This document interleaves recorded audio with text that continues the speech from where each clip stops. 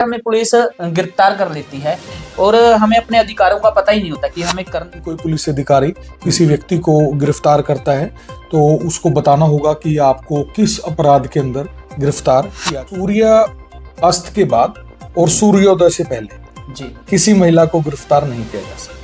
ऐसा है सर? बिल्कुल ऐसा है। सुनने में आता है कि पुलिस ने उसके साथ 3rd डिग्री टॉर्चर किया, उसको मारा। कॉग्निजेबल के जो क्राइम्स हैं, पेटी क्राइम्स हैं, उनके अंदर बिना वारंट के पुलिस आपको सारे मामलों में आता है कि पुलिस कई बार गिरफ्तारी नहीं दिखाती। 20 घंटे से ज्यादा जी किसी भी गिरफ्तार किए हुए व्यक्ति को आप अपनी हिरासत में नहीं रख सकते। नमस्कार, मैं हूं लकी हांडा। आप देख रहे हैं सचमेल न्यूज हरियाणा। आज हम चर्चा करेंगे कि पुलिस को लेकर हमारे अधिकार क्या हैं, तो उसी के ऊपर आज हम पूरी चर्चा करने वाले हैं। तो हमारे साथ आज चर्चा में मौजूद हैं Punjab and Haryana high court के जाने माने वकील और नेशनल लॉ सेक्रेटरी IHRC तो नवनीत शर्मा जी हमारे साथ मौजूद हैं। सर, सचमेल में आपका स्वागत है। नमस्कार। तो सर बताएंगे कि कई बार हमें पुलिस गिरफ्तार कर लेती है और हमें अपने अधिकारों का पता ही नहीं होता कि हमें करना क्या है, कई बार समझ में नहीं आती। तो उसके बारे में बताएंगे कि हमारे अधिकार क्या हैं। देखिए लक्की जी, कानून में बहुत साफ साफ उसमें आपको अधिकार दिए गए हैं, चाहे वो पुलिस को लेकर हो, चाहे आपके ऊपर किसी प्रकार का कोई कानूनी मैटर है उसको लेकर आपको काफी सारी आपको संविधान और हमारा भारतीय कानून जो है आपको अधिकार देता है। सबसे बड़ी बात यह है कि जिस समय आपको पुलिस गिरफ्तार करती है, क्योंकि काफी मामलों में देखा गया है कि आम जन का या पब्लिक का ये वो होता है कि हमें किसी प्रकार की कोई सूचना नहीं दी गई, कैसे हमें उठाया, हमें किसी प्रकार का बताया नहीं गया था, वो आए और हमें हमारे व्यक्ति को या हमारे परिवार के किसी सदस्य को लेकर चले गए। तो ये चीजें आमतौर पर देखी जाती हैं, लेकिन मैं आपको बता देता हूं कि किसी भी व्यक्ति को गिरफ्तारी का कारण जानने का अधिकार है। CRPC के सेक्शन 51 और अब BNSS आ गया है, मेरे ख्याल से उसमें 48 होगा, क्योंकि अभी नए कानून आए हैं तो उनमें सेक्शंस का चेंज आया है। तो गिरफ्तारी को जानने का अधिकार है कि जब भी कोई पुलिस अधिकारी किसी व्यक्ति को गिरफ्तार करता है तो उसको बताना होगा कि आपको किस अपराध के अंदर गिरफ्तार किया जा रहा है। जी पुलिस हमने कई बार देखा है कि किसी महिला को गिरफ्तार कर लेती है और उसको लेकर क्या क्या कानून बनाए गए। देखिए कि मैं यहाँ एक स्पष्ट कर देना चाहता हूँ कि 3 कैटेगरीज जो हैं उसमें पुरुष को लेकर, महिला को लेकर और बच्चों को लेकर ये अलग अलग जो है अधिकार दिए गए हैं कानून के द्वारा। सबसे बड़ी बात क्या है कि जब महिला को गिरफ्तार करते हैं तो सबसे पहले बात ध्यान ये रखनी होगी कि महिला को गिरफ्तारी के लिए महिला पुलिस अधिकारी या महिला कर्मचारी का होना उसके लिए आवश्यक है।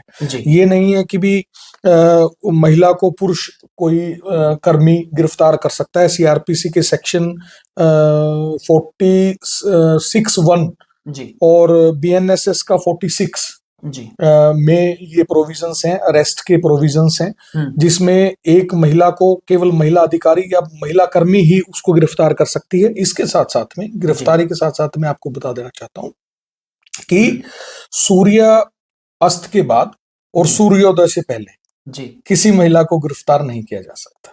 ऐसा है सर? बिल्कुल ऐसा है। आप देखिएगा कि भी जब भी सनसेट हो जाएगा और सनराइज से पहले इस समय के दौरान किसी महिला को अरेस्ट नहीं किया जा सकता।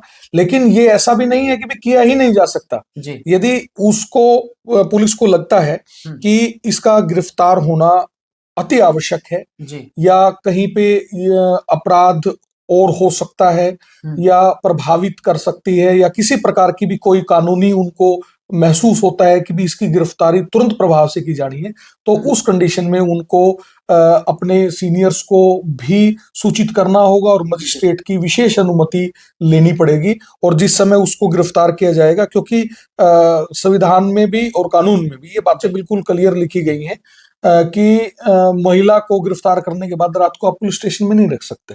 यदि विशेष परिस्थितियों में रखना पड़ेगा तो उस समय उनके साथ महिला अधिकारी या कर्मचारी को रखना पड़ेगा, लेकिन वो विशेष परिस्थितियों की बात है।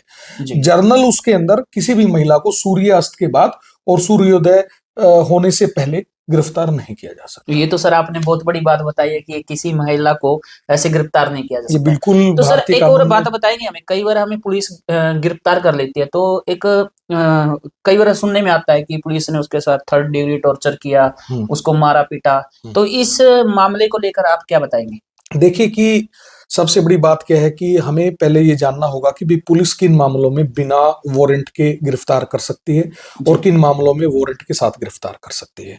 जी कि जहां नॉन कॉग्निजेबल जी और कॉग्निजेबल दो जी, प्रकार के अपराध जो होंगे, यानी हम आम बोलचाल की भाषा में कहें तो संज्ञेय अपराध और असंज्ञेय अपराध। नॉर्मल अपराध। हाँ, जिसमें जो छोटे क्राइम हैं वो जी नॉन कॉग्निजेबल में आ जाएंगे और जो बड़े अपराध हैं चाहे मर्डर हैं या कोई और भी ऐसे मामले हैं वो कॉग्निजेबल की श्रेणी में आ जाएंगे। तो जो नॉन कॉग्निजेबल के जो क्राइम्स हैं, पेटी क्राइम्स हैं, उनके जी। अंदर बिना वारंट के पुलिस आपको गिरफ्तार नहीं कर सकती।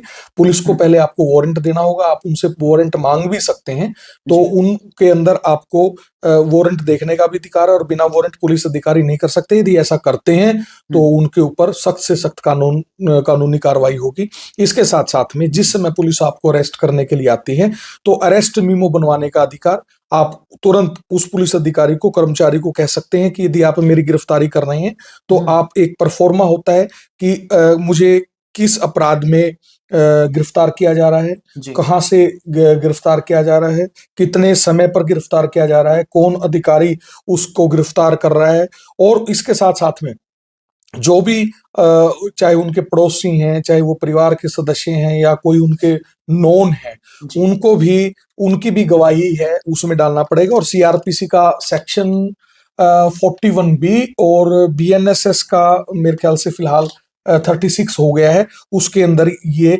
प्रावधान है कि भी तभी उसको गिरफ्तार किया जा सकता है। इसके साथ साथ मैं आपको बता देना चाहता हूं कि सीआरपीसी का सेक्शन 50A, जी जो बीएनएसएस का सेक्शन अब 48 हो गया है, उसमें पुलिस को अरेस्ट किए गए व्यक्ति को के परिवार को सूचना देनी होगी, उसके किसी रिलेटिव को सूचना देनी होगी कि हमने आपके व्यक्ति को गिरफ्तार किया है। और यदि वो सूचना नहीं देते हैं तो भी उन पुलिस अधिकारियों पर और कर्मचारियों पर सख्त से सख्त कार्रवाई की जा सकती है। उसके साथ साथ में अरेस्ट किए गए व्यक्ति की हेल्थ का ध्यान रखना, जी। उसकी सुरक्षा का ध्यान रखना, ये भी पुलिस की जिम्मेवारी बन जाती है।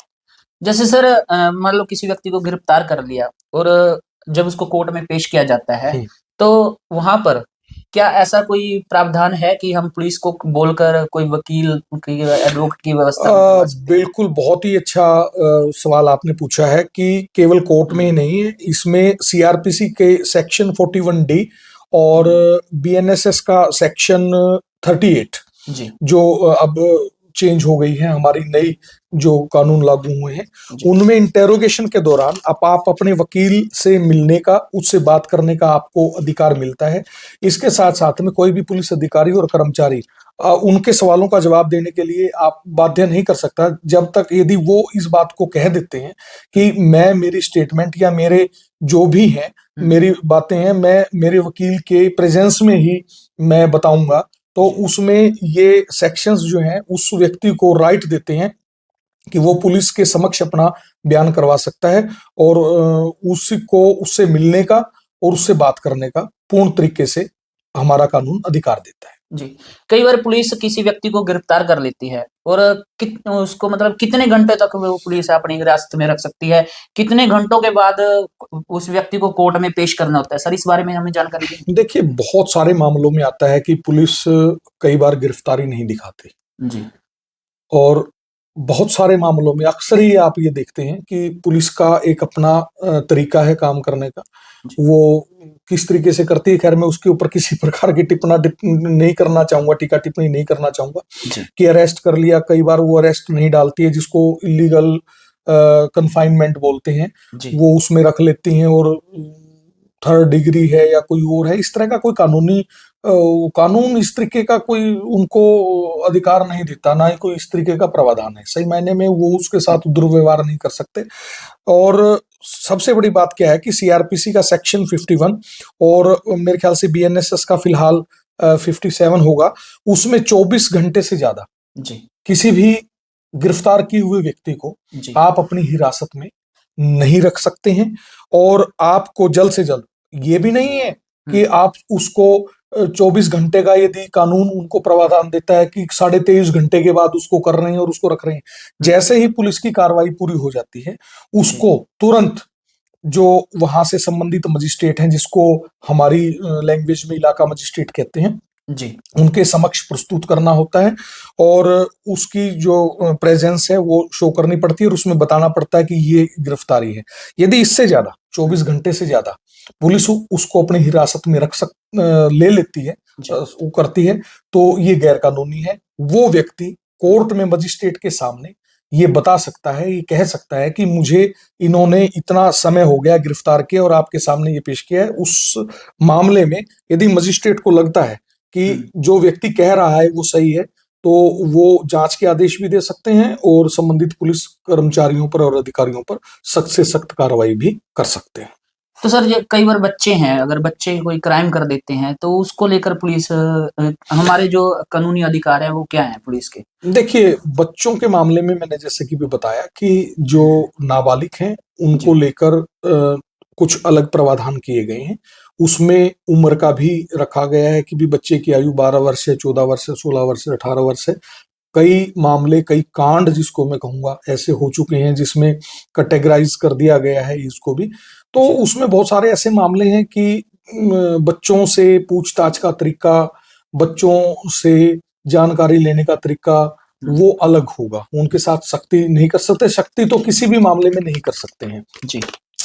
बच्चे से पूछताछ की जा रही है तो वो बावर्दी नहीं की जा सकती, उसको उसके ही प्लेस पे जाके उससे पूछताछ की जा सकती है और भय मुक्त माहौल पैदा करना होगा ताकि सच्चाई बाहर आ सके, या जो क्राइम हुआ है वो किन परिस्थितियों में हुआ है, किसी मानसिक दबाव में हुआ है, किसी कहने से। रीजन क्या है कि कानून ये मानता है कि कोई भी नाबालिग यदि कोई किसी प्रकार का अपराध करता है या तो उसके पीछे कारण क्या है, मनोविज्ञान क्या है, या किसी ने कहकर तो नहीं करवाया, तो उसके लिए एक ऐसा वातावरण देना जिसमें कि सच्चाई बाहर आ सके और न्याय जो है वो मिल सके।